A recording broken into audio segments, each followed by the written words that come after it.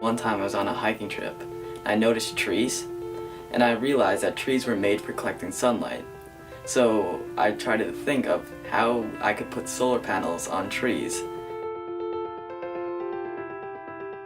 Once I saw there was a pattern in the trees, and I was like, there must be some mathematical formula behind the trees. And I found out it was about the Fibonacci sequence, and I said I could use this towards solar energy. The sequence determines how the branches in a tree spiral up. I realized where leaves are, I could just put solar panels. I eventually came up with my first model. These are the solar panels that are supposed to be like leaves, and it's following the Fibonacci sequence of an oak tree, which is 2 to 5. I chose the oak tree because it was most likely found in the New York area where I live. This is my second model, and you can see it's much bigger, and it follows the Fibonacci sequence of an oak tree, which means that 5 branches spiral on the trunk twice to reach the same starting point on the trunk. So you can see this is the first branch, second branch, third branch, fourth branch, fifth branch.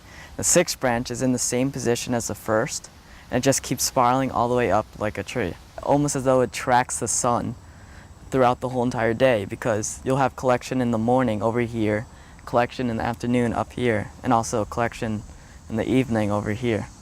So sunlight's always getting to it.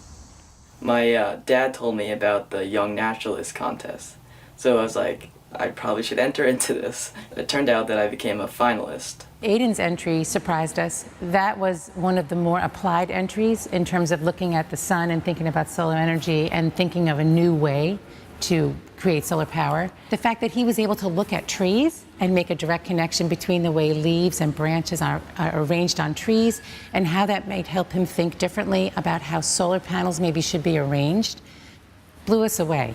After the Young Naturalist Awards, I got invited to speak at this conference called PopTech, which was like a conference of ideas. And I was invited to the White House Science Fair, where I presented my project to President Obama. And it was just cool to hang out with kids who also had an interest in science. We do see that the work that stands out, we often see a strong family component in support. You can tell that the young people have needed the support to build their solar models, as in Aiden's case. My grandpa has really helped me with building it and giving me suggestions on what type of materials I should use. And my dad just has been encouraging me all along. They're the problem solvers of tomorrow. That's why you have to spend time with them, you have to work with them and encourage them. When I'm older, I definitely want to do something involving innovation and science. I definitely think kids should be more involved in science, because what we do now is really going to affect what we do in the future, and we have the power to change the world.